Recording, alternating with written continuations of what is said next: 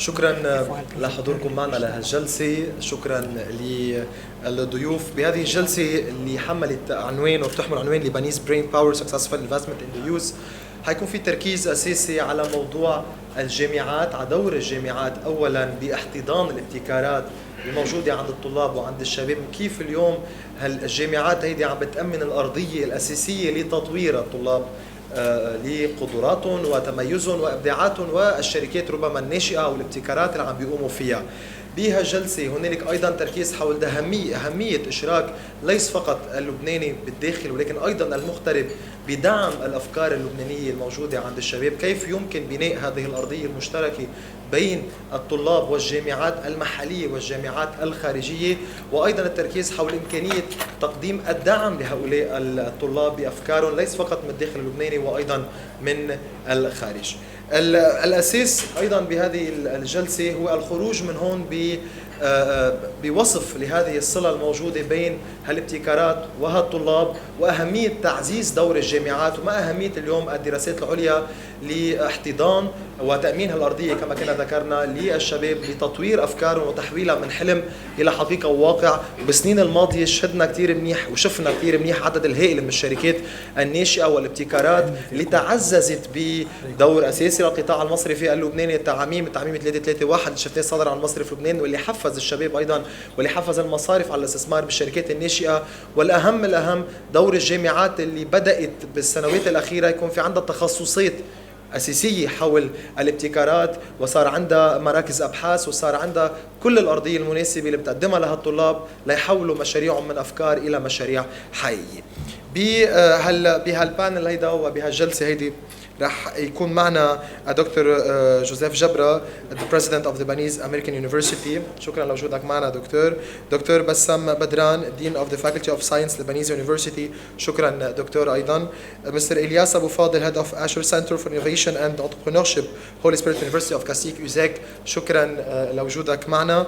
وأيضا البروفيسور داني مزهر École supérieure d'ingénierie de Beyrouth EUSIP من USG. شكرا بروفيسور كمين لوجودك معنا. دكتورة كرمال حسن Director of the Office of Research and Assessment بالAUB. شكرا لوجودك معنا دكتورة. وأيضا الدكتور رياض صائر Vice President American University of Science and Technology UST. شكرا دكتور. بإضافة أيضا البروفيسور حسن بزي وحضرتك Associate Dean for Research Executive Director of the Office of Development Engagement and Outreach Professor of Chemistry Texas and Texas A&M University بقطر. شكرا لوجودك معنا كمان بروفيسور. بداية قبل ما نغوص بهالجلسة المطولة رح بتكون ونسمع آرائكم ومشاركتكم، رح يكون عنا تقريرين عديناهم واشتغلنا عليهم حول أبرز المشاريع اللي رشحتها الجامعات واللي الجامعات دعمتها والجامعات ممثلة معنا على هالمنصة دعمت الطلاب لتحقيقها، إن كانت مشاريع أو نجاحات أو اختراعات. بنشوف التقرير الأول وبنرجع نبحث وبندخل بصلب الجلسة الأولى.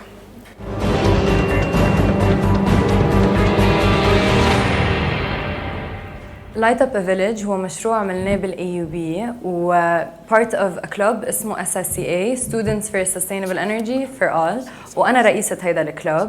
البروجي عملناه هيديك السنة بنوفمبر، خلص بنوفمبر. ضوينا 10 بيوت على الطاقة الشمسية بالمجد العكار، وكمان حطينا ضوينا الشارع using 15 solar powered lamp posts. هلأ فتنا بالدورة الثانية للمشروع بالمنارة بالبقار. next time فايتين نفس السيستم وعم نبرم على سبونسرز. هلا هيديك السنه كان عندنا غرفه التجاره والصناعه بالشمال، ديلويت، بنك ميد وبنك بي بلس. فتنا دوره ثانيه وعم نبرم على سبونسرز again و you're going to hear when we finalize the list. Personal Intelligent Nutritionist أو أخصائية التغذية الشخصية الذكية هو بروجي اشتغلنا عليه أنا جورج سلوم وأليس معان ضمن our final year project بالجامعة اللبنانية الأمريكية LAU under supervision of دكتور جو تقلي. هو عبارة عن application ذكية بتقدم لك نفس الخدمات اللي بتقدم لك إياها أخصائية تغذية. الابليكيشن بتاخذ من الشخص معلومات عنه مثل وزنه، طوله، عمره، والقد في body fat percentage بجسمه. بترجع بتعمل بطريقة ذكية قرار ذكي تطلع له شو الوزن لازم يوصل له بعد فترة معينة. الشخص بيقدر ينقي الأكل اللي بيحبه، من بعد هيدا بيجرب يطلع له ميل بلان او القصص اللي لازم ياكلها كرمال يوصل للشيء اللي هي يعني الابلكيشن اعطته اياه. أنا جفري عبد النور وزميلي أنطوني السبعلي كنا مشاركين بكومبيتيشن فاكس روبوتكس بلبنان باسم جامعة الروح القدس الكاثوليك، وخلال مشاركتنا لهالسنة قدرنا أنه نكون عم نربح المركز الأول، وهذا الشيء أهلنا أنه نكون عم نشارك بالبطولة العالمية بأمريكا بولاية كنتاكي. كان في أكثر من 62 تيمز تقريبا بأمريكا، لعبنا ضدهم كلهم وطلعنا رانك 13. كانت اكسبيرينس كتير حلوة، كتير كان في كونكشنز مع عالم كتير وسبونسرز كانوا من العالم ومن أمريكا كانوا كتير قوية، فكتير استفدنا وعن جد كانت جريت اكسبيرينس. النكست بلان تبعنا هو انه بما انه هونيك بيعملوا اللانشينج تبع الكومبيتيشن، انه نحضر كمان لسنه الجاي ونجرب نعمل احسن روبو لنرجع نربح بلبنان ونرجع نسافر على كنتاكي. ربيع السدناوي من الجامعه اللبنانيه فاكولتي اوف ساينس. البروجي تبعي هلا هو برودكشن بايو ماتيريال فيول سيل اللي هي بطاريه بروديوس الكتريسيتي. المهم بهذه البطاريه انها بتشرج حالها بحالها، يعني ما في داعي لحتى نرجع نحن نشرجها بعدين.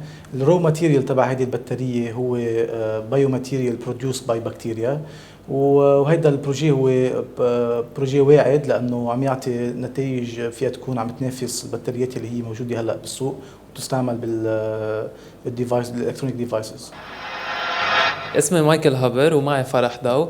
نحن من American University of Science and Technology. نحن كنا تيم 7 أشخاص تحت إشراف دكتور نيكوليان. قمنا ببروجكت اسمه كلاود بيت. كلاود بيت هي شركة بتهتم بتجميع الملفات الشخصية للبيشنتس، يعني المرضى من المستشفيات ومن كل المحلات. الفكرة كانت انه بلبنان في مشكلة انه كل الفايلات الطبية موزعين بين مستشفيات بين دكتورز، في حاجة لهذا السيستم بلبنان.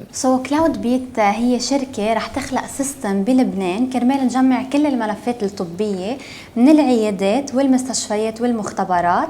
الهدف تبعنا يكون كل شخص لبناني عنده ملف طبي كامل، وهذا الملف الطبي فيه يستعمله هذا المريض في حال كان بحاجة انه دكتور تاني او حتى مستشفى يكون عندها اكسس على كل ملفاته الطبية، اكيد بموافقة المريض.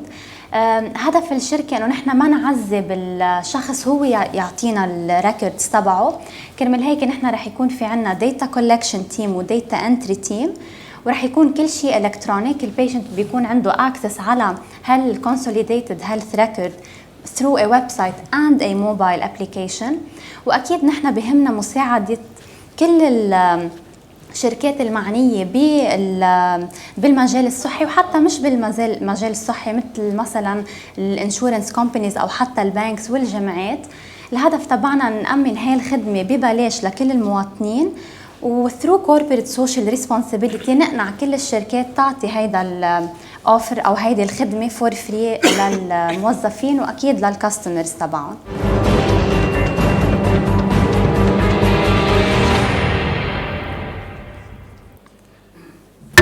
هيدا جزء من الشركات ومن الانوفيشنز، من الاختراعات اللي عم نشوفها بالجامعات اللبنانيه، في عشرات بل المئات.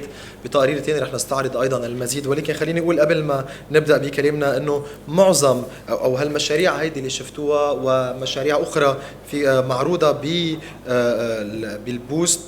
البوستات تبعها، يعني ستاندات تبعولها بستاند سي 9 بالاكزيبيشن اريا بالمبنى الاساسي. الكلمة الأولى والمداخلة الأولى رح بتكون مع دكتور جوزيف جبرة. دكتور، الكلمة لك والبرزنتيشن الأولى مع حضرتك.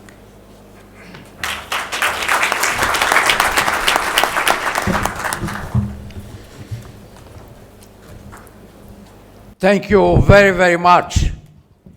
Good morning.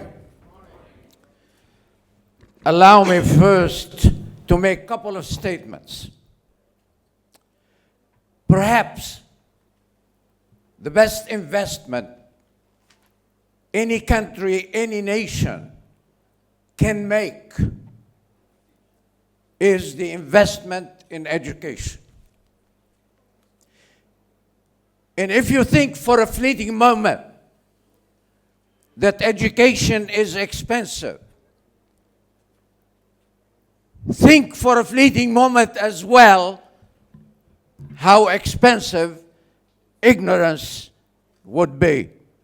Something that is very, very important, that any nation in the world, parents everywhere in the world, should keep that in mind. We cannot afford to be ignorant anymore. Having said that, the modalities of education, however, and this is not only the responsibility of universities, but the obligation of university to revamp the way we deliver education. As you well know, we live in a very globalized, very complex and complicated world, and it is our responsibility to make sure that as institutions of higher education, we advance as well with technology, with what technology is providing us with. How do we use technology in the classroom? How do we use it in order to benefit our students? And one of the modalities that we are implementing, not at LAU only, but at other institutions, is subsumed under a statement that I feel very, very strongly about. The 21st century belongs to the innovators.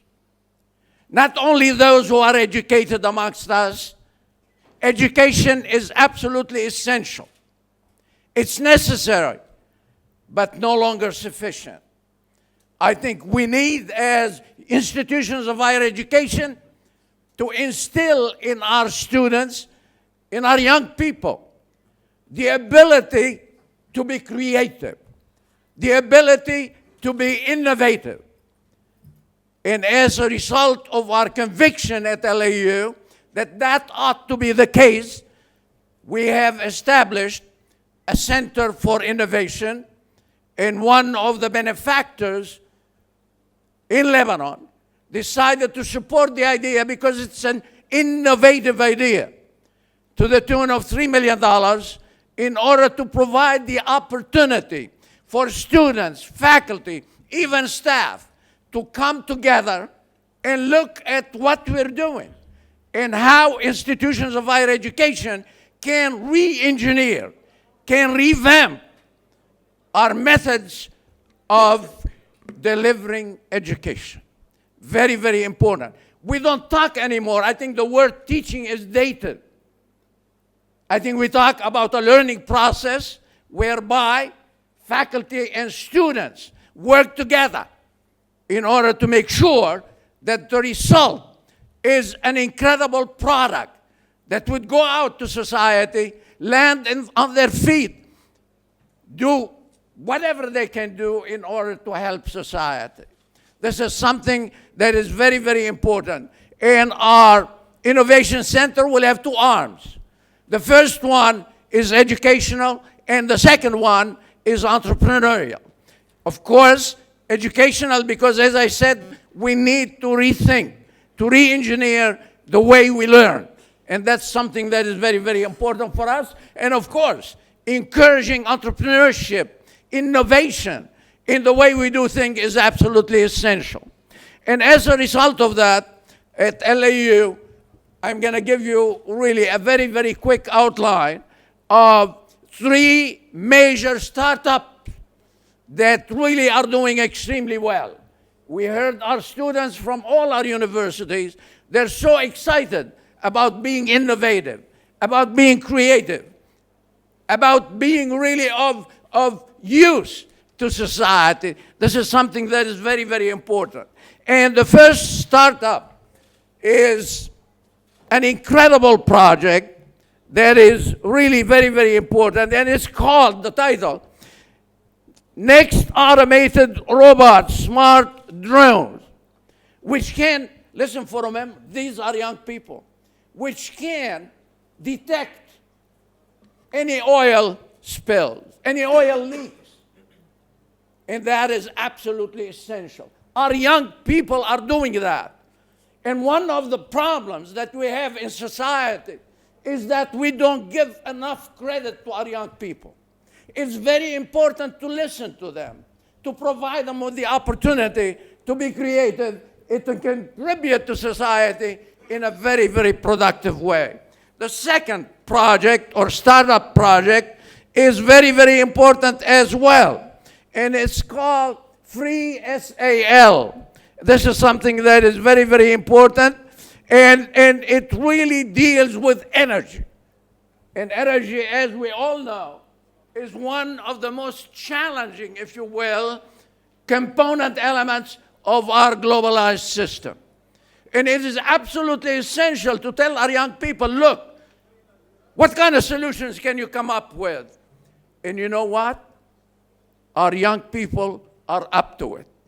Let's give them the opportunity. The third startup project that is in place at the present time is called RIGO.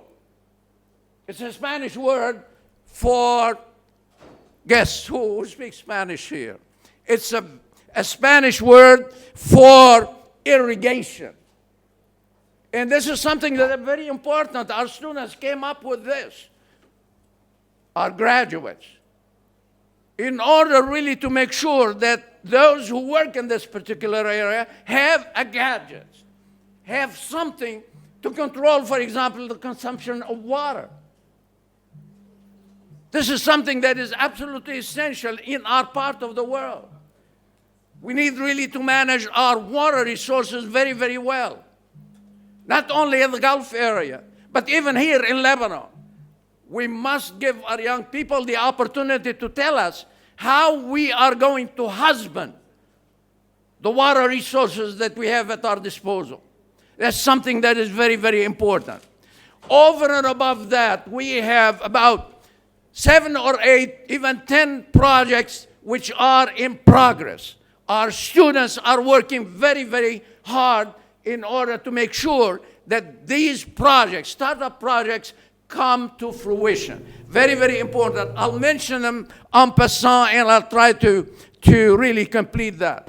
One of the major projects, ladies and gentlemen, that we have, and the person is sitting with us here, Michael Haddad, is someone who is crippled from the waist all the way down.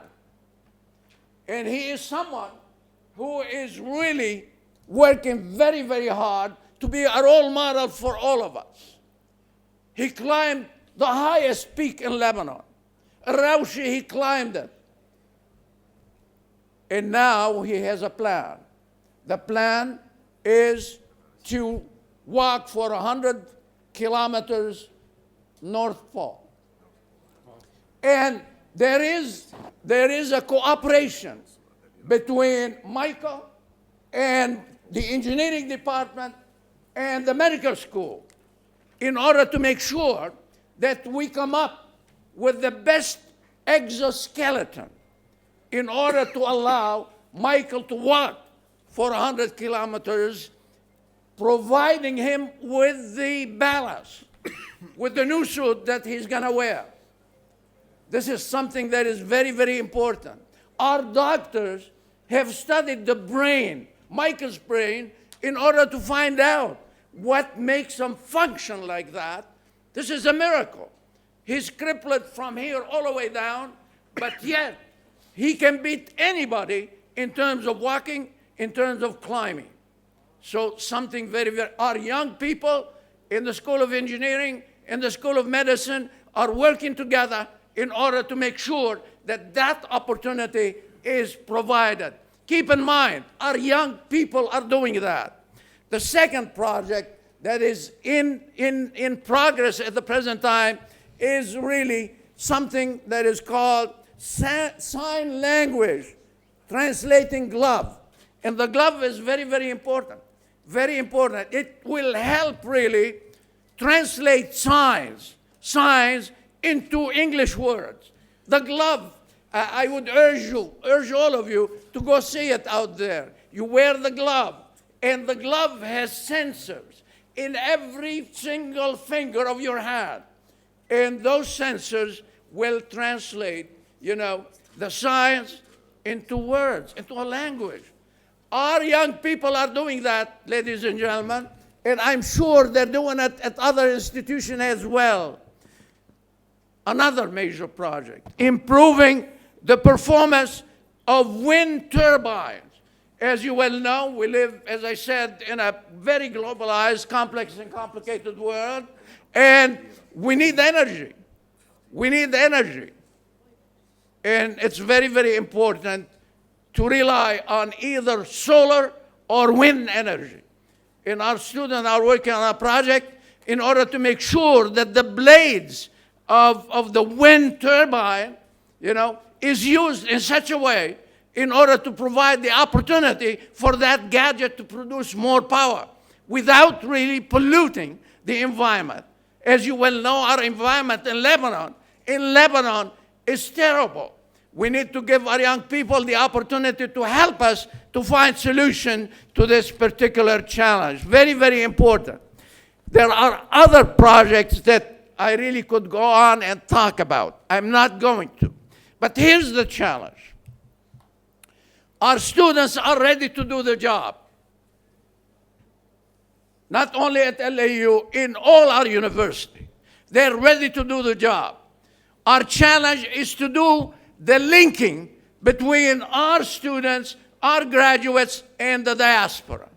We cannot leave this place without having a mechanism whereby this can happen. And therefore, I make two recommendations for your consideration and for the consideration of the diaspora.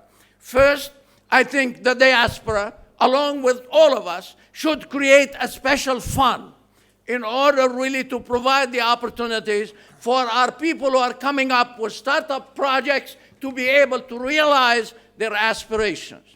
The second recommendation, I think the diaspora must have a committee, a special committee, so that our young people in all of our university can submit their projects to that committee, and that committee can allocate the funds, whatever is needed, in order to help our young people. My message to you, to all of us, give our young people a chance. Thank you very, very much.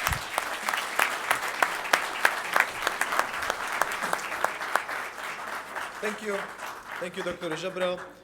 قبل ما نكفي رح خبركم خبريه تشوفوا قديش نحن بلبنان وين صرنا بهذا الموضوع. من سنتين تقريبا طلبوا مني بالتلفزيون الام تي في اعمل فقره اسمها رغم كل شيء باول نشره الاخبار. هيدي الفقره بعتقد انه صار في نص شباب لبنان قطع معي لليوم فيها. اول ما اعطوني هالمسؤوليه قلت لهم كيف معقوله كل يوم 7 ايام جيب فكره انوفيشن اختراع من شباب لبنانيه، مستحيل. يعني كيف بدنا نلاقيهم؟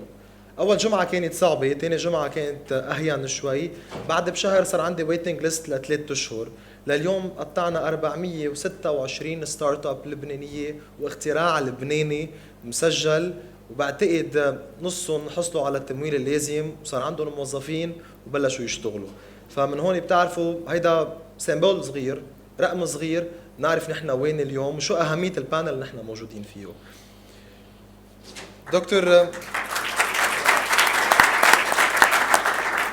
دكتور كرمل حسن، كثير الايوبيه عم تعطي تركيز ايضا وعم بتحط من مجهود لدعم الشباب. تفضلي دكتوره، الكلمه لإلك، وبتمنى ان الوقت يكون بين 6 و7 دقائق لكل متحدث نقدر نحافظ على الوقت المحدد من قبل القيمين ومنظمي هالمؤتمر.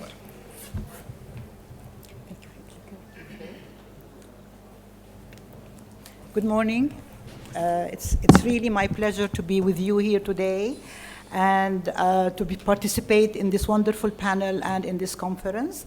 And I really convey Dr. Fadlu Khouri's apologies for not being on this podium also with us because he had other commitments. I wish you a very good stay and a very good conference. I would like to present in this very short some of the efforts that AUB is doing to support student innovation. My topic or headline is lead, innovate, and serve. These three words represent AUB vision and mission for the next 2-3 years. This is what we hope to really focus on with our students. We want them to be leaders, to be innovators, and really to serve the community in Lebanon and in the region. And the focus of our work is our students. It's really our daily existence. And we hope that AUB will continue to be the aspiration university for best students, irrespective of race, creed, origin, nationality, gender, economic circumstance, or political situation. And we have really several initiatives and agreements have been signed in order to ensure that AUB is accessible and available to all who qualifies to enter AUB. We focus in our education, in our AUB experience. I'm not talking about education. It's an experience that we are focusing on really making decision makers, on developing students who make a difference, who are change makers, who are innovators, and who are entrepreneurs. Really, our vision is that we want to take young individuals, whatever their interest or their background is, and make them leaders in Lebanon and the Arab world. And we really have certain principles that really we want to that are really make the essence of AUB. We want to make AUB affordable to all. We want to have diversity. We want to eliminate gender differences. We want to ensure accessibility for all people. This is the focus that we are really focusing on. And in the last few years, we have we have signed several agreements with the Master Foundation, with USAID, with MEPI, and now with the Ghoreir Foundation. And now we have 400 students who are good students, but who initially could not really join AUB for financial reasons. Now they get full financial support plus stipend. And we hope that this number will go up to 600. This is in addition to nearly 50% of our students getting scholarship, some kind of financial aid or student support. So that is really making AUB available to all is one of our really key driving forces. And this helps to make a fair and just society, as we believe education is really an equalizer in our society. The Light Up a Village is an example, and as you saw it in the video, it's a project designed by a group of students, and many of them were scholarship students, and they went and they collected money and they lit up a village in the remote areas of Akkar, and it's the first time that village now they have electricity due to solar energy. And now they've started, as you saw in the video, in another village in Bekaa. So it's a student initiative, and our students, they all want to make a difference. And as Dr. Jabra said, they want to make an impact, not only on our community, but also extended to the Arab world. How do we do this? We do this at least through these three approaches. We work on our curriculum, on our pedagogy. We have incorporated the fact that we want students to be leaders, to innovate, and to serve in our curriculum. I'm going to show you examples. We really work on externally on enhancing and strengthening partnerships and networks. And at the same time, internally, we build in the infrastructure and the supportive infrastructure which will help the students to really become innovators, to serve the region, and to become leaders. The partnerships, I'm starting with a quote from President Khouri. He says, "Life is a team sport, and we get through it better with a little help from our friends." Definitely, AUB got much better, not with a little help, with a lot of help, immense help from its friends. Because of its large network, we are working very closely with educational institutions, both in Lebanon and outside, and in the region and internationally, to really help meet our mission. We work very closely with industries and with employers. We're always connecting our students with the employers and with industries. We have industries and employers on the advisory boards of our professional schools, even on the advisory board of AUB. And we always we ask them what kind of graduate you want, what are the competencies and skills that you want from our graduates in order to really revamp and revise our curriculum to produce the graduate that really meets the job market. So we have very close relations with our industries, employers. We have a strong network between faculty, students, and definitely our alumni, our great alumni have proven a great support to AUB, and they also serve on our advisory boards and on our board of trustees, and many of our initiatives are sponsored by our alumni. This is in addition to different kind of global networks that AUB is involved in. So through strengthening these networks, we enable our students to become more visible and to have good relations. We are also working on our pedagogy because leading and service, our leadership and service are so important for us. We are incorporating them, embedding them in both our undergraduate and our graduate programs, and they have become mandatory components.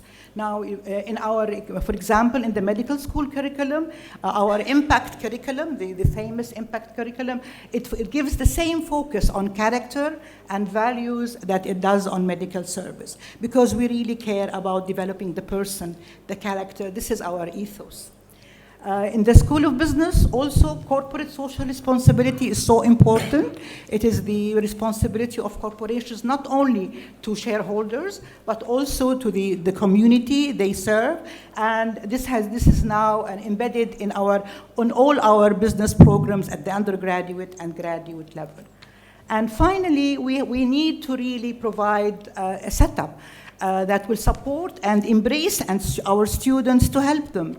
I've cited some examples of centers or offices or initiatives at AUB that really help this. We have a Center for Research and Innovation, the Civic Engagement and Community Service Center that helps them to really practice their serving and become leaders. There was a Center for Innovation, Management and Entrepreneurship as part of the OSB, the School of Business, the Social Responsibility Initiative, and others and others. This is just, a glimpse of what we have. We are trying to really improve our services in order to enable innovation, leadership, and services. Now, the Center for Research and Innovation was established in January 2015, and it really supports entrepreneurship. It's a hub for startups. And the university provides all students who are starting projects with the training, with the setup, with the advice, with the networking, connects them with business people, in order to help them really come up and develop their projects. And now they do boot camps, they do entrepreneurship weeks, innovation days. These are some of the activities they do. And in the last year and a half, since the establishment of the office, we had 29 workshops and training events for students who are doing startups, and we had 13 student startups. And some of them really, the Light Up a Village, I think no, it's not one of them. The refill project, which we'll show in the next video, is from the center, and many other projects. The Center for Civic Engagement and Community Service, because service is so important and it develops leadership in students, we really have this, a very active center has been, and really to serve and to facilitate change in marginalized landscape, many innovative projects, and they really foster internship opportunities, leadership development, and service learning. These are some of the projects that they are currently working on, and some of the past projects that the Center for Civic Engagement has been working on. the GATA, bringing education to informal tented settlements, those the refugees living in tents, the inclusive neighborhood of Jeanne d'Arc Street. If you know Jeanne d'Arc Street, which is off Bliss Street, they have been working on it, and now it's in completely different look than how it used to be before. The Marwahin Agriculture Extension Center, the Shatila Community Kitchen. These are the projects that the students are currently now working on, and on the other column you see the project they've just completed. Because of this extensive work of community involvement and service, UUB this year got 2 awards in this field. We got the first place in the 2016 McJanet Prize Award for Global Citizenship in recognition of developing a culture of service and civic leadership within the AUB community. We also won another award, the most civically engaged university campus in the MENA region in Egypt, Cairo, last November. Because of this, our students are heavily involved and engaged in community service. The challenges, definitely, Dr. Jabra mentioned some of them: the economic situation, limited resources, turbulent regional circumstances, competition, but also these circumstances have made that there is more need. The need is more now, and we need to do more in this respect. And so we ask ourselves our question, can we do it? And the answer is, as Dr. Fadl Khouri once mentioned, yes, we can do it. And we should do it, and we must do it. The founders of AUB in 1866, they didn't have easy situation or context, and they did it, and look where we are now. So I think we can do it, and we should do it, and we must continue work on really enhancing innovation, leadership among our students. Thank you. Thank you so much. The organizers are providing immediate translations. So if anyone wants the earphones, they are there on the table at the door. So برجع بقول المنظمين في ترجمة بعدد من اللغات، فاللي بيحب كمان يكون عنده الترجمة، الايرفونز موجودين على مدخل هالقاعة والأجهزة فيها كل اللغات. Thank you, Doctor. Thank you. AUST دكتور صقر، بالسنوات الماضية شفنا، بتذكر كلنا السيارة اللي اخترعتوها ومن بعدها كرروا الاختراعات من طلاب الجامعة. معك رح نستعرض طبعا أهمية اللي بتعطوها للاختراعات، الدعم اللي بتقدموه للطلاب، كيف بترافقون وحتى لما بعد التخرج. يعني بنعرف المسيرة طويلة. الكلمة لك دكتور رياض صقر، Vice President, American University of Science and Technology, AUST.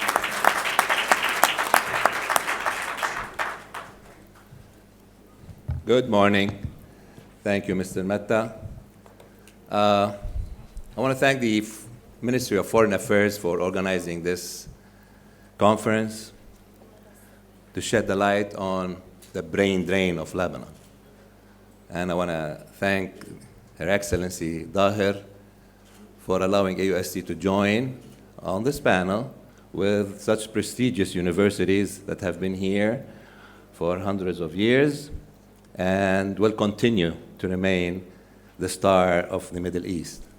Higher education in Lebanon is the star of the Middle East. Why is that? It's because of our students in Lebanon. Now, AUST is a 25-year-old university, but the students that they're graduating from this institution also will be facing the same problems that all the students who are graduating from Lebanon. I will give you a small problem. The reason we're here today is to discuss why are Lebanese graduates shining outside Lebanon? Why weren't there opportunities in Lebanon for them to shine here? We'll look at the current situation in numbers. This is Lebanon. At the school level, we see that there are 115,000 new students enroll in schools at the elementary level on a yearly basis. Only 55,000 students reach the high school. Huge attrition here. And only 38,000 students sit for the official exams at the high school level and are candidates for higher education institutions. At the university, there are 35,000 students who graduate from Lebanon on a yearly basis. However, this number 10 years ago used to be in the 20s. Because of the increase in the number of higher education institutions, this number almost doubled.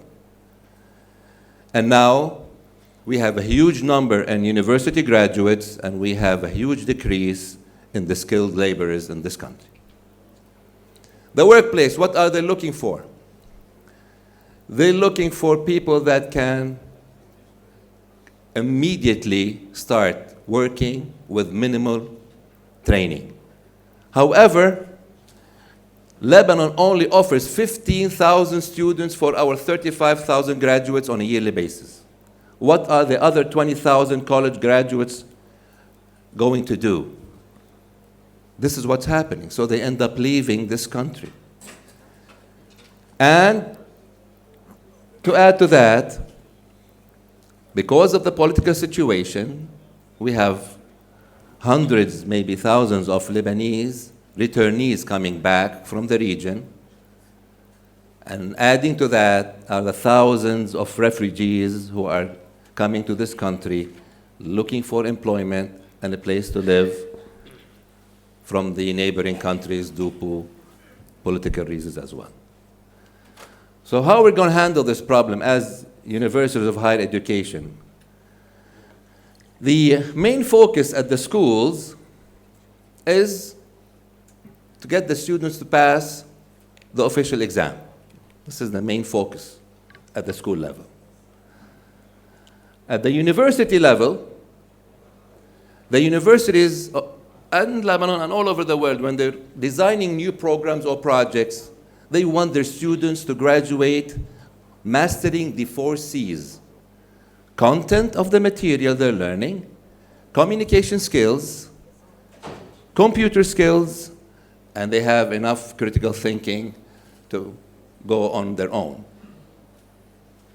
The workforce are seeking graduates to fill in vacancies with minimal training. So what we did at AUST, we had a new approach because we have about 700 students graduating on a yearly basis. We want to make sure they have a decent future. So we added 3 C's to the 4 C's that we had. The first C is to build their character. We don't want our students to graduate and start looking for the first job. So we made sure that all the students are working and studying at the same time. To do so, we had to open an AM shift from 8 to 4 and a PM shift from 4 to 11 for undergraduate education, allowing students to work and study at the same time. Also, we noticed that most of our students, after graduation, they're joining centers, pursuing their certificates like CFAs and CPAs and CMAs and other certificates in engineering and in computer science. So we went ahead and we tried to embed in the certificate programs within our curriculum. And we got our students right now who are studying, for example, finance. They are finishing their degree, the bachelor's degree, and they're sitting for the CFA at the same time, on the same year. Same thing with the CPA. Once they finish their master's degree in accounting, they're sitting for the CPA immediately. And same thing we're doing with engineering and computer science as well. This gave an edge to these students to hopefully land jobs in this country and remain. And finally, we looked at the numbers. We only have 15,000 new jobs offered in Lebanon. And the neighboring countries closed the doors in front of our graduates. So what we did is we started training them to become creative and innovative. So we introduced, for the last 3 years, entrepreneurship courses for all the disciplines, to let them start thinking, to have their own businesses upon graduation rather than look for jobs. And hopefully these new businesses that they will start will end up hiring more graduates in the future, hence helping solve this problem of unemployment in Lebanon, which has reached so far up to 25% of the Lebanese population are unemployed. To do so, we went to the workplace and we started advisory boards. And I've noticed that few universities, Dr. Jabra and Dr. Karma, have mentioned this as well, that we have to have an advisory board from the workplace because there's no communication between the schools and the university. There's no communication between the universities and the workplace. We keep asking them, what do you need from our graduates? And we're finding out what we are teaching is not exactly what they're looking for. So we brought them into the university, into our advisory boards, and now they're helping us update, upgrade, and change and modify our programs according to their needs. They also noticed that we have capstone projects. For all our graduates, you have to finish a capstone project upon graduation. And we keep on looking for these projects to figure out what kind of project we should give these students. They started giving us their problems that they're facing at their companies and asking us to solve these problems for them as projects. Hence, these students started working on these projects, solving problems for the company, getting hired by these companies to continue solving future problems. And they helped finance incubators on our campuses. They are starting to fund this incubator and business centers to help these students create new ideas for them that they will take and market and sell themselves. We noticed when we started with the creative innovation centers for our students into our programs, we noticed that students coming from high school have no idea what creativity means. So we went back to the schools. And right now we're working with grade 9 and 10 at the schools because grade 11 and 12, they have a problem with official exams. We are not allowed to touch them. So we went to the grades 9 and 10. And we have, for the last year, in 2016, I will mention, we worked with 600 students from grades 9 and 10 on training them on workshops on entrepreneurship. They were involved in competitions and business models, brainstorming, budgeting, forecasting. These were students in their ages for 15 and 16. And we made sure that then when they enter the university, they're at least skilled with ICDL computer skills certificates, and we are involving them with other competitions in math and science as well. When we're doing this, we remove the walls between the school and the higher education and the wall that existed between higher education and the workplace. And we built bridges, even highways between these groups. And now this communication that we created for our students from the schools all the way to the workplace has resulted in helping solve some of this problem. I will mention one initiative that we did last year. We know that most of the projects that we are seeing are based mainly in departmental projects. Like the engineering students came up with an idea and a project and they're helping market it and sell it. And you know that 90% of new businesses, they fail before the end of the first year, all over the world. Why? Because engineers are not businessmen, and businessmen are not creative maybe to come up with technical solutions for certain problems. So what we did is we brought 41 students from 8 different departments, and we created 7 teams, and each team was made out of 7 people from different disciplines. And we gave them seed money with the help of one of the private sectors in Lebanon, who gave us a budget of over $100,000, and we gave them seed money to go work on a project. So there was people from the design, marketing, business, management, IT, engineering, computer science, health science, and they came and sat down together and they created a company. It wasn't a project anymore. Now they're creating a company. This is a startup company. And they went and worked for 7 months And at the end of the year, they came and presented in front of a jury from the workplace as well, their projects. We had 7 startups in 1 year that were really impressive. We were in the jury to say that. The jury mentioned that these are turnkey operations. They just needed funding. Where are we going to get the funding? The university doesn't have enough money to continue funding these students. So what we need is the diaspora's help. I will share with you the problems that we are facing. We need seed money. أهلا وسهلا معالي الوزير. We need seed money.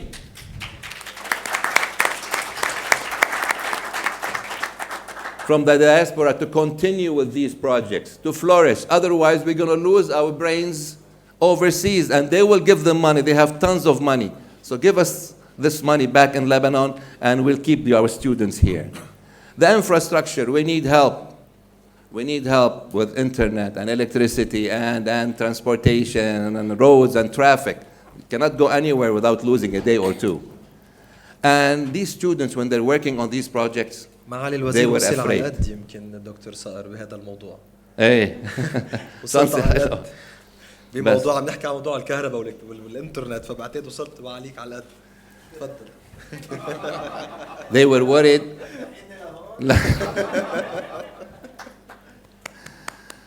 They were worried about their intellectual rights. Every time a group of students work together, they're worried that somebody is going to steal their idea.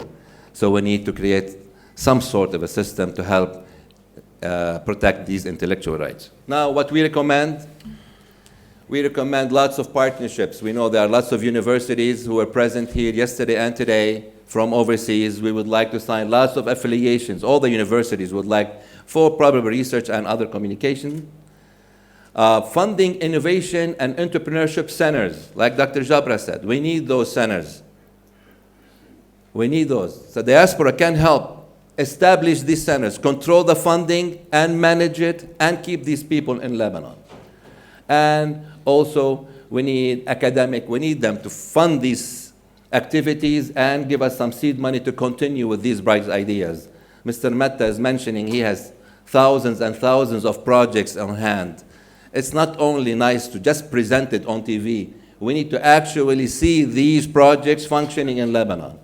And hopefully, since the minister is also here, he can help in that as well. Why don't we give Lebanese companies who are interested in helping in these projects some tax exemption on the money they're going to give universities for research and possibly for the entrepreneurship centers to help fund these projects.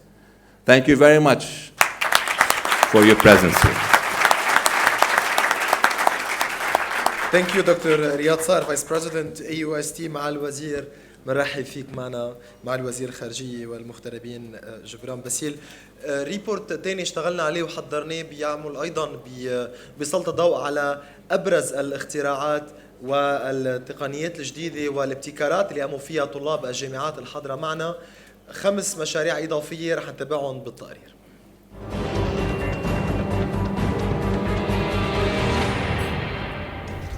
RCC هو Recycle Connect Communicate، هدفه تشجيع العالم على ريسايكلينج، ونحن من جامعة الكسليك أنا إلي الريف وميليسا سيدة جاك فرح وأديب رشيد وجورج باسيل، نحن تلاميذ هندسة وقلنا تقريبا 3 أشهر عم نشتغل على هذا البروجكت. RCC مثل ما قلنا هدفه التشجيع للناس. كيف بيصير التشجيع؟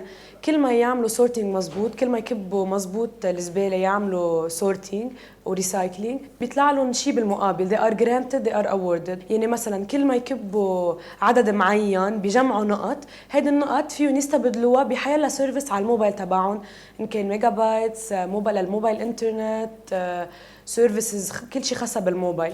نحن بالنهاية عنا بروتوتايب تنكبره يكون على كذا تايب، مش بس بلاستيك أو مش بس ميتال، يكون على كل شيء ويصير مور براكتيكال على التطبيق.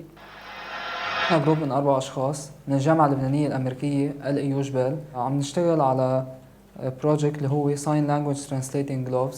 4 أشخاص نحن، هادي ياسين، جواد أنصو، علي الحاج، وريم الصاوي. هيدا جلوف بيحول الساين لانجويج لحكي عبر السنسور ريدنجز يلي بياخذهم حسب ايد الشخص، وجوات سوفت وير نحن اشتغلنا عليه اسمه لاب فيو، قدرنا نعمل ماشين ليرنينج كود وحول هيدا الاشاره لحكي لسبيتش. يعني نحن بلشنا بهالبروجكت كعمل انساني، ونحن هلا حاليا هدفنا انه نطور فيه قد ما فينا لحتى يقدر يساعد اللي عنده مشاكل بالنطق، وهدفنا هلا نطور فيه ان كان بالتكنيكال او بالديزاين. نحن تيم ريفل من الاي بي. الهدف كيف بلشنا بهالفكره كان من وراء شيء اسمه الهولد كومبيتيشن. الهولد كومبيتيشن هي ما يعادل النوبل برايز للتلاميذ. الهدف هالسنه كان انه نطلع بفكره تأدي بسنه 2022 انه نغير حياه 10 ملايين شخص من اللاجئين يلي اضطروا يغيروا محل اقامتهم لاسباب مناخيه لحروب. والفكره اللي نحن طرحناها هي انه لازم نروح على اكثر شيء اساسي بالحياه. نحن فتنا على المي، طلعنا بجهاز بيقدر يطلع مي من الطاقه الشمسيه وبلا ما يحتاج لا لبير ولا لنهر ولا لاي شيء.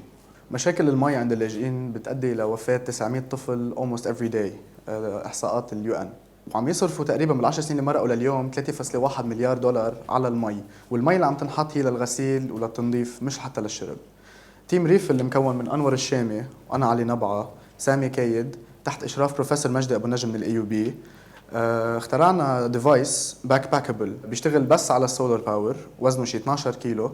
شو ما كانت الرطوبة بالجو بده يطلع منها تقريبا 16 لتر بالنهار مي للشرب. هذا الديفايس بيكلف تحت $100 تقريبا، وبالنسبة للمصاري اللي عم تنحط من اليو ان والمؤسسات الإغاثة this is a very good deal. شيء كمان لازم نقوله في نسبة المي اللي بتطلع منها، كل ما يكون في رطوبة أعلى كل ما تكون أحسن. however نحن الديفايس اللي عاملينه بيشتغل على شيء اسمه البلتيه افكت، يعني عندنا سيمي كوندكتور بيقيس الحرارة حواليه وبياخد هيدي الحرارة وبيعملها برودة، وهيدا الشيء بيتأدي إلى تكثيف المي من الهواء. وبعدين عندنا activated carbon filter بيخلي هيدي المي تصير أنقى من ما هي، لأنه هو أنقى شيء the most pristine source of water هو الندى. فإذا بدنا نحط الاختراع تبعنا بجملة وحدة بنقول it's an active dew collector. النكست بلان هو بدنا نحسن السيميوليشنز تبعولنا، نطلع فول وركينج بروتوتايب مش نموذج او بروف اوف كونسبت، وبدنا نعمل ماس برودكشن ويل فايند كلاينتس. يعني اسمي هادي زنبرجي وماي كوليج إلي كفوري، نحن من American University of Science and Technology. Our project اسمه IoT EYE so it's not I. سميناه هيك لأنه we did a monitoring device to monitor patients خصوصي اللي معهم ألزهايمرز. So لاحظنا انه في specific problem عم تصير مع health patients، ولقينا لها مثل باك دور لسولوشن لنقدر نعالج هالبروبلم.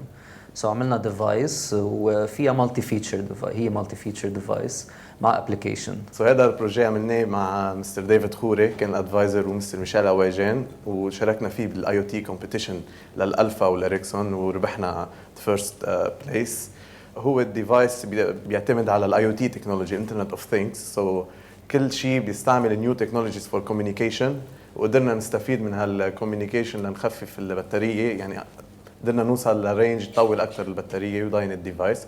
هو الديفايس ويرابل ديفايس بيكون على جسم المريض، اذا وقع المريض بيوصل نوتيفيكيشن للاشخاص اللي هن متكلين او شغلتهم يراقبوا المريض او الحكمه حتى، وبذات الوقت في حدا يراقب المريض ساعه اللي بده فيه، يشوف ضغط القلب كيف، يشوف البوزيشن تبعه اللوكيشن وين، ليقدر يعرف خصوصا اذا كان معه الزهايمر ليقدر يروح ويوصل له باقرب طريق. أنا مارلين تامر من الجامعة اللبنانية. البروجكت تبعي هو أورجان أون تشيب. هيدا الأورجان رح يكون عليه التست تبع الدراج، يعني نحن ما بنعمل تست لا على الأنيمال ولا على الهيومن، نحن بنعمل تست على التشيب. الفابريكيشن بالمبدأ نحن عاملين كل الستبس فيه، هو عبارة عن جل بنعمل عليه جرو للبلاد فيسلز وبنعمل عليه سيل سيدينج. اوكي، فهول السيلز بيفوتوا على قلب السكافولد تبعنا، وبنقدر نعمل كنترول نحن لكل شيء عم بفوت على قلب السكافولد تبعنا، ويعني مثل سيستم الجسم، البلاد النظيف والبلاد المجروح بنعمل انالايز لكل شيء بيطلع من قلب البلاد. في بارت كمان الميكانيكال اللي هي الستريس على كل اورجان مثل الماسلز او هول القصص، كمان قادرين نحن نتحكم بالستريس على هذا الاورجان. اللي بعد رح ينعمل بعدين نقدر نوصل كل بارت من هذا البروجكت تكرمال نطلع الديفايس اللي هو اللي بيجي هالقد لكل اورجن بالجسم. وبعدين يعني هي التست كويك من اللاب للماركت.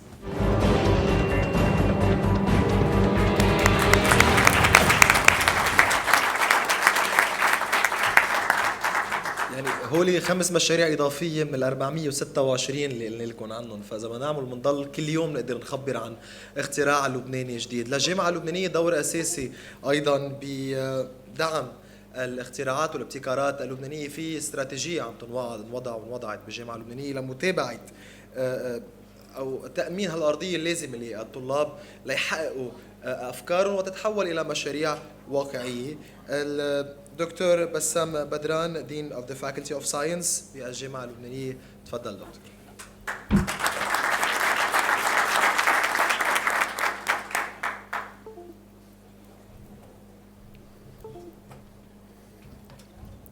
صباح الخير جميعا. بداية يعني لابد لنا جميعا التوجه بالشكر لمعالي الوزير جبران باسيل على الجهد غير المسبوق في وزارة الخارجية لوصل لبنان الداخل بلبنان الخارج. شكرا معالي الوزير على الجهد وعلى هذا المؤتمر. نحن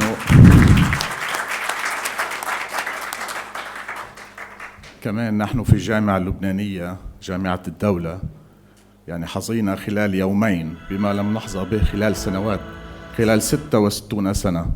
البارحة كان لنا شرف افتتاح يوم الجامعة برعاية فخامة رئيس الجمهورية الجنرال ميشيل عون، واليوم لنا حظ أن نلقي كلمتنا بوجود معالي وزير الخارجية. شكرا جزيلا. So just back to the idea that we start working on it indeed at the Lebanese University. I'd like to say that among the approximately 50 university and graduate college in Lebanon, we have indeed the only public university is the Lebanese University. I don't know if it's worked, the slides show, but. Okay, so the Lebanese University is the only public university indeed. It includes more than 75,000 students and 2,000 highly skilled professors actively participating in the development of both education and research level at the universities in Lebanon. It includes about 16 faculties, 3 doctoral schools of sciences. At the Faculty of Science, we do have more than 15,000 students indeed. And we do have all the specialties. Since 2004, it delivers indeed education schemes corresponding to the European LMD system. Many years ago, indeed, the Lebanese University had developed an important number of measures upon cooperating with foreign partner university and benefiting of the implementation of consortium and memorandum that facilitate the mobility of students to the partner establishments. Actually, the Lebanese University aimed to strengthen and sustain higher education networking with foreign university to ensure ongoing progression in education and research qualities and to further support national employability sectors as well as to accomplish this role in the socio-economical development of the country. So we do have different points that we decide to work on it at the Lebanese University. And in this university, we achieved a milestone in developing certain major specialty in a Euro-Mediterranean Partnership Consortium to create a link between university, company, industrials, and policymakers in different domains, such as health, environmental science, engineering, and other, to achieve good visibility of the education program in both bachelor, I don't know what's happened, in both bachelor and master degree. The Lebanese University encouraged the students' mobility to partner researchers and institutions, host invited professors with high-skill engineers from partner establishments, and organize seminars and workshops, and promote technical platforms, and we are working on these platforms to move forward with different institutional partners to facilitate the employability, innovation, and entrepreneurship. I am pleased to show you on these occasions some example reflecting the success of our development strategy and with innovation in different institution levels.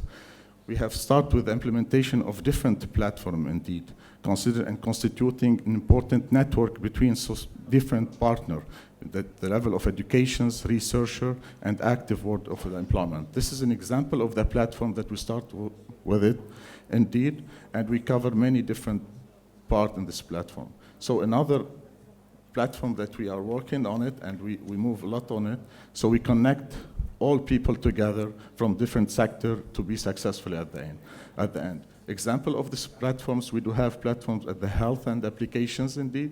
Then we start from this platform to move different research access and different applications. Also, we have other type of platforms that we did different things on it also. Health and applications, environmental platform also. And also we do have physical and mathematical platforms that help in different applications indeed. And this platform was created in the last 10 years at the university to help to implement different society and different spin-off at the level of the university.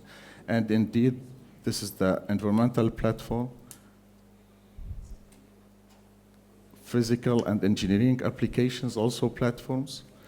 And here today we present into two projects that we see it a little bit at the beginning. The first one is the artificial organ on chip drug test, and the second project for the total green and always fully charged battery for mobile device and electrical vehicle. And I can say clearly that what we see today, we can transfer all what we see yesterday at the LIRA program with 50 successfully program indeed, 50 successfully innovative projects. The last platform of math and finance indeed also is extremely important for us. And here we have an example of the mobility of our student from this platform to different countries to have lots of experience. This is mobility of the platform of environmental science to Cyprus to do different training at the level of to develop all the part of the part of oil and gas technique indeed. And we do have many others. Thank you very much for your attention. Thank you, Doctor.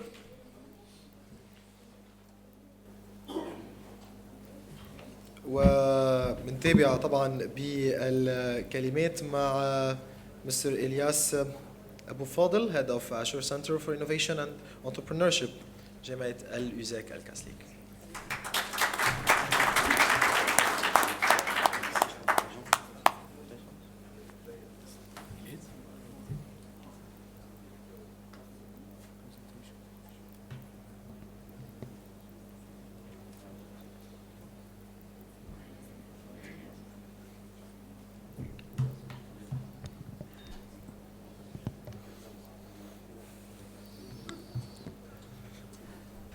بس رجاء من المتحدثين الباقيين الالتزام بالوقت. Good morning, everyone. شكرا. It is my honor to be part of this panel today, and the presence of His Excellency Mr. Gibran Basil confirms the importance of the role of the diaspora in developing and supporting innovation and entrepreneurship in Lebanon, and it also confirms the importance of innovation and entrepreneurship for students, for the Lebanese students, and for the Lebanese economy as a whole. I would like to thank the organizers for giving USAC the opportunity to showcase few of our students' winning ideas, because the center, it's a new center, so we don't have yet any successful startup, but we had ideas that competed and in the locally and in the international competition, and they won good prizes. So I would like in my presentation to showcase these winning ideas and in the same time to address the importance of the role that the diaspora can play in supporting innovation and entrepreneurship initiatives in Lebanon. Their main support could be in networking and in connecting our students to international startup hubs in their countries.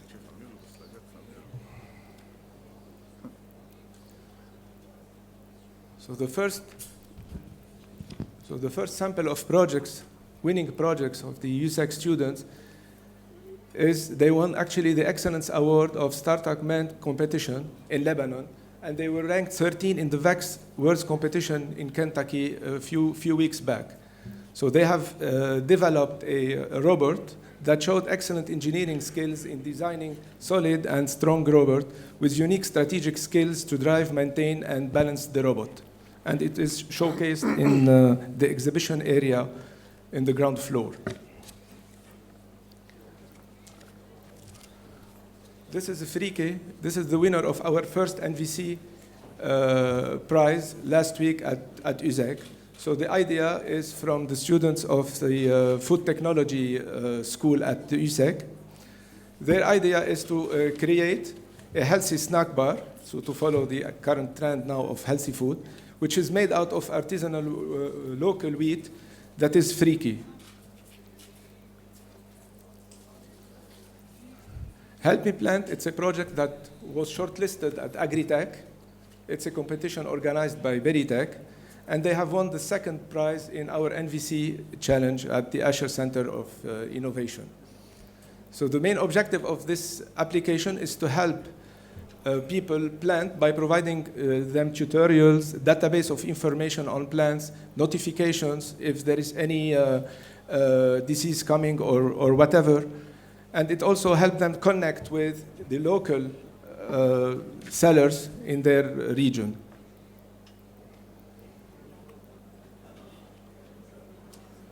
Starchy is also a project that won the second prize at Agritech from Veritech last week. And they won also the third prize at the Asher Center at our NVC. So Starchy is an edible coat used mainly for apples. It should help actually the local farmers reduce their storage cost and increase the shelf life of the apples. And this is in replacement of what is currently used everywhere, which is the wax coating, which is not healthy and is costly for the farmers. The RCC, it was also showcased now in the video, and it is showcased in the ground floor. It is mainly for recycling. So it's an application that allows people to recycle plastic and metal and get rewards in return of the proper recycling of their waste. Homemade is mainly an application for people who would like to have homemade food instead of having fast food if they are at work or wherever they are. So the objective is to offer work actually from home and job opportunities for women who would like to work from home.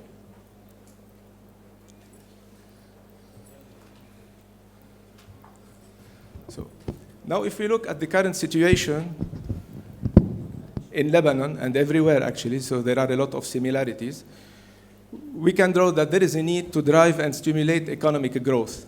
And we know that by stimulating startups and SMEs, we can foster the economy and attract a lot of investments in SMEs, since banks and other institutions now are involved, and there are a lot of incentives to finance SMEs and startups.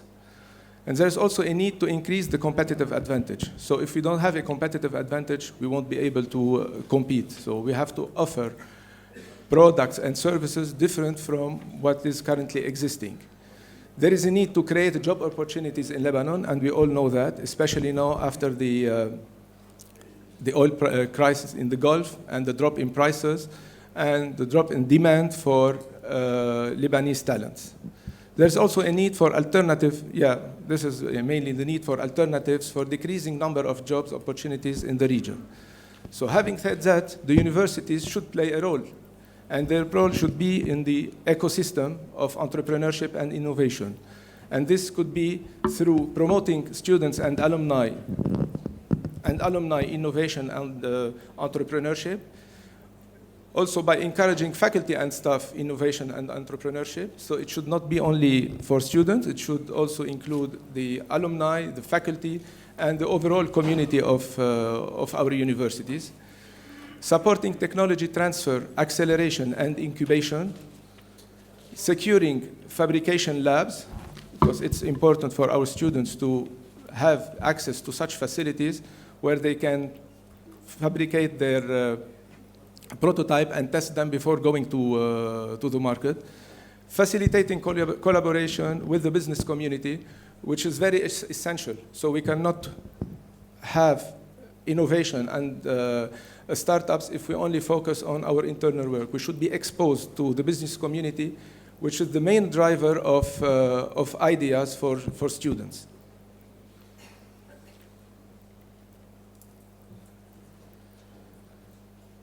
Based on our experience with our students and the innovation they had, so we can see that there is a focus on robotics, on applications, on recycling, on social and community work, and on renewable energy. As for the characteristics of the entrepreneurs, it's mainly people who have vision and ability to spot ideas, so they can detect problems and find ideas for these solutions for these problems.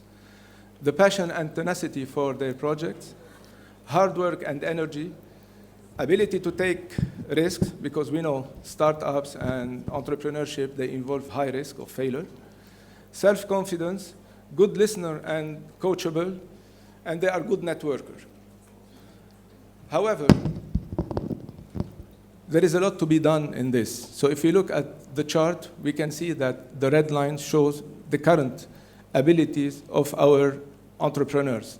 So we can see that at different levels, so we are not performing well, and this need practice and need teaching, and the combination of teaching and practice. So education alone is not sufficient, practicing alone is not sufficient, so there should be a combination between education and practice.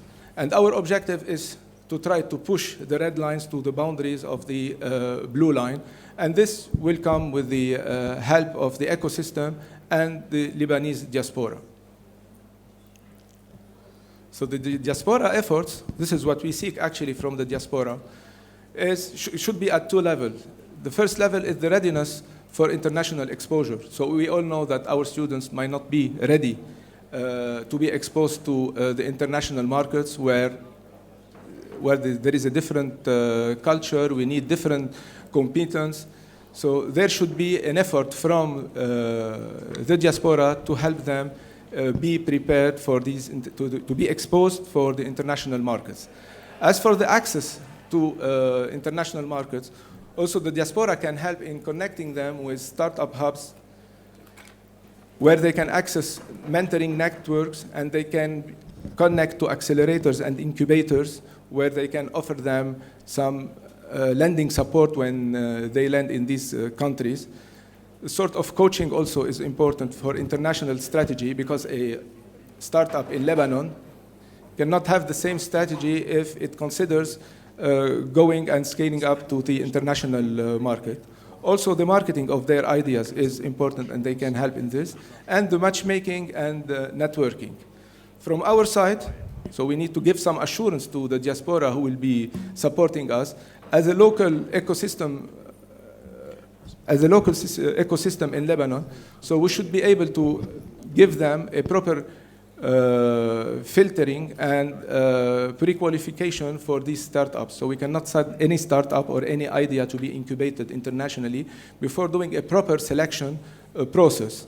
And then we have also to follow up and to monitor their performance. And we have to be accountable for the diaspora and transparent. So we should show them regular follow-ups on the action that they have supported. So this is actually what we are doing at USAC. It's a new center, so we started lately in January this year. So unfortunately, we don't have success startups yet, but we are working on the ideas we have. So we are trying to incubate our students, to offer them co-working space, to offer them mentoring and coaching in order to start executing their ideas. Thank you. Thank you, Mr. إيليا أبو فاضل. بعد عنا 20 دقيقة تقريبا، أقل من 20 دقيقة، 17 دقيقة، 6 دقائق لكل متحدث و4 دقائق للأسئلة. فالكلمة رح بتكون من قطر لبروفيسور حسن بزي اويل اند جاز. كل لبنان اليوم عيوننا كلنا على هالقطاع، فبعتقد حيكون باصغاء تام لهذا الموضوع. Thank you, Mr. Mehta. I would like to thank the organizer, especially Saad Al-Unsul, Raad, for your help over the last few days. It gives me great pleasure to be here talking to you this morning, especially with a distinguished panel. I'm honored to be with Dr. Jabra and the remainder of the distinguished panels. I'm very honored to be standing in front of you here. I'm a proud AUB graduate, but I'm a proud Lebanese. I left Lebanon almost 20 years ago, and I've been in Qatar. Thank you.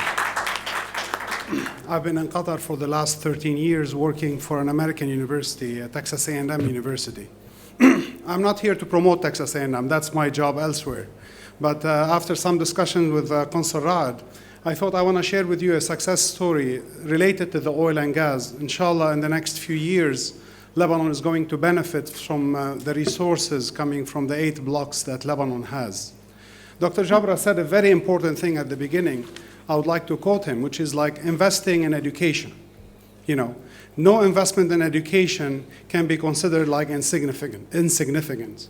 And how much you invest is really also not significant. It's about, you know, the government or the leadership of a country deciding to go in that direction. In the state of Qatar, in the mid-90s, they discovered vast amount of gas, methane mostly. 95% of the economy of the state of Qatar depends on methane.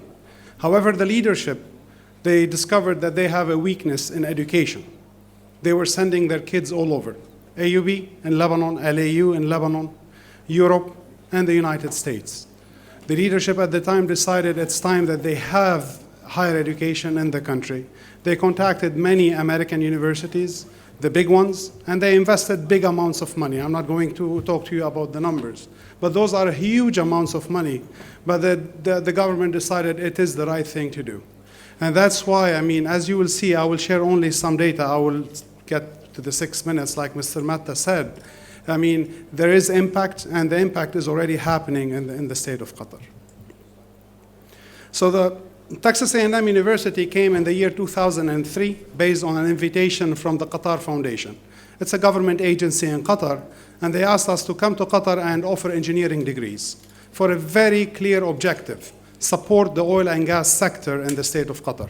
They had weakness, they were not producing enough engineers. You can see the gas fields, it's called the North Field. It's the gray area there, it's between Qatar and Iran and the international water. That's where the natural resources of Qatar lie. The state of Qatar needed engineers, and they started investing in that sector. So basically we came, we established the campus, and we were granting degrees in the 4 majors that you see there. Those 4 majors are quite essential for the gas sector. Chemical engineer, I think few universities have chemical engineering in Lebanon now. The only thing missing, if I'm not mistaken, is petroleum engineering. Am I correct? There's no petroleum engineering in Lebanon? Okay, excellent.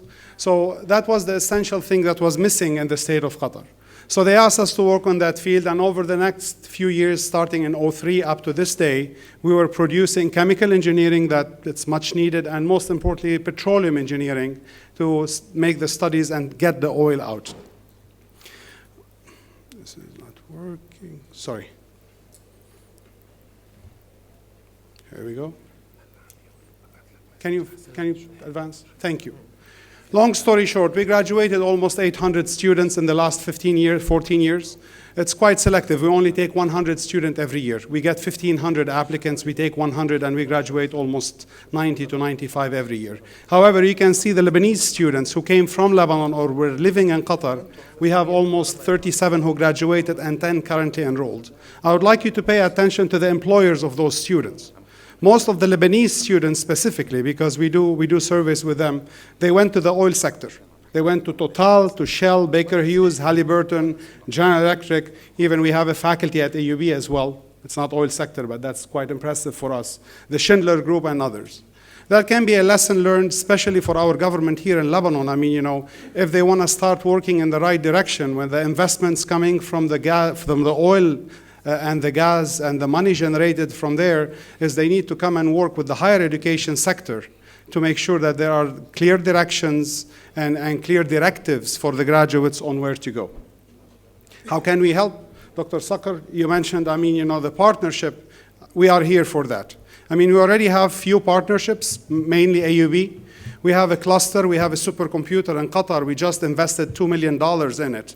And we have researchers from all over who can use it.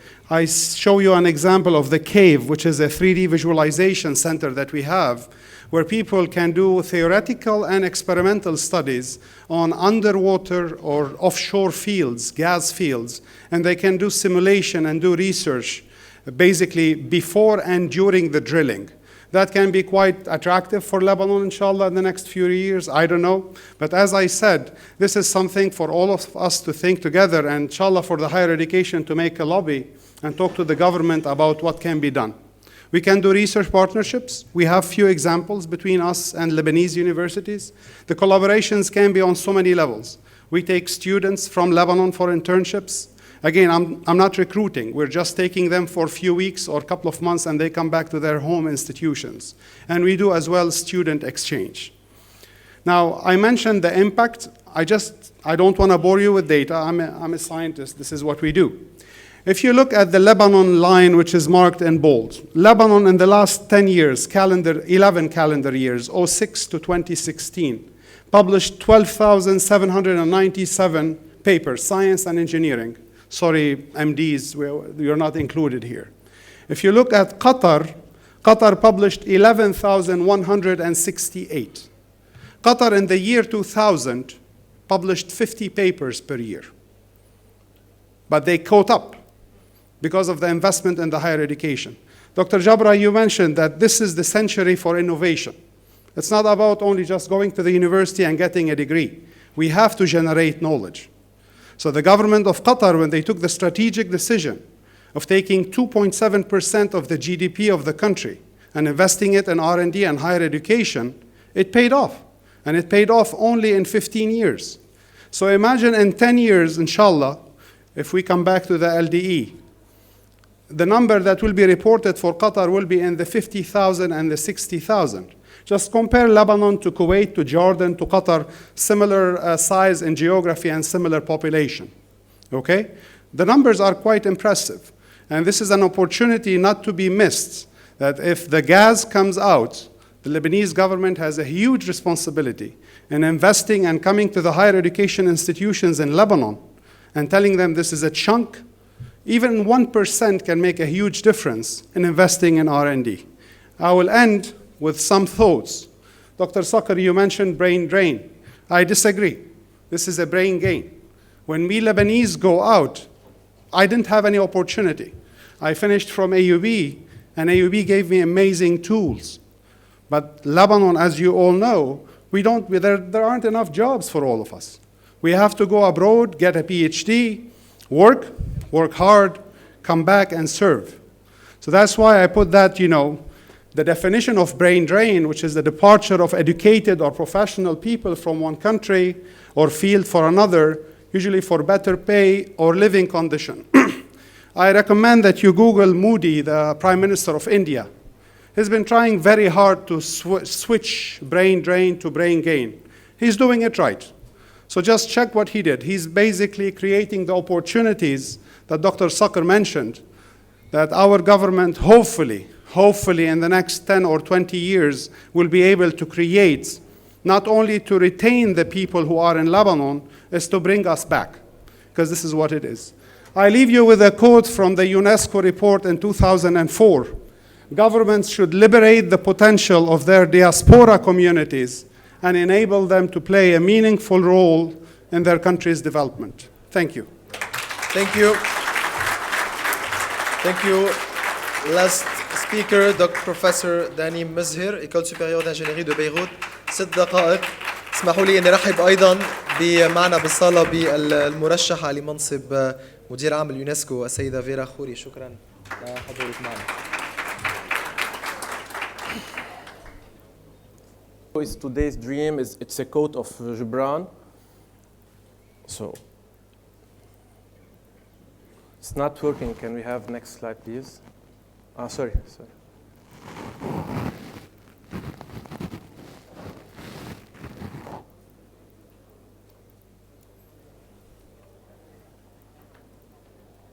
So I'll start by the good about Lebanon. Lebanon is ranked 19th actually globally in the quality of education. So it's a great source of talent. We have multilingual, highly skilled professionals, and we have lots of funds because of BDL Circular 331. We have multiple incubators and accelerator programs, and we have legal and tax advantages provided by the regulatory framework. So this is good for the economy and for the growth. The first point is bad infrastructure. So we have expensive and slow internet. It's a small market. We have security and economic instability, and we have overpriced real estate and high cost of living. And the ugly, when I was asked to present here, I asked my students, what would you say to the diaspora if you had the opportunity to do it? And 54% wanted opportunity to work abroad. So this was shocking to me, and we don't have any actual statistics about the number of the rate of unemployment. So we hear 20 to 30%. And there are some rumors circulating in the country that we are on the verge of an economic breakdown. So with those, we add to this, we have 190,000 students in higher education. So what can we do? Faced with these facts, actually, we know that local market size cannot accommodate the number of graduates. I graduated in '92. I was registered in the Order of Engineers in the number 14995. Now, on average, we have 5,000 engineers per year graduating. So the market cannot accommodate this number of engineers. So the idea, what we need to do is to have breakthroughs and successful businesses that can compete on the global market, which will promote growth and job creation. So what are the ingredients of success? Actually, everybody agrees that ambition, vision, execution, persistence, luck, and timing are the ingredients of success. I group the four first elements as talent. You have talented people everywhere. But the two last items are actually opportunity.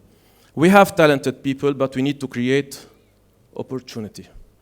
Actually, if we were in 1975, the dawn of personal computer, timing would be that you are not that old or that young, around 20 years.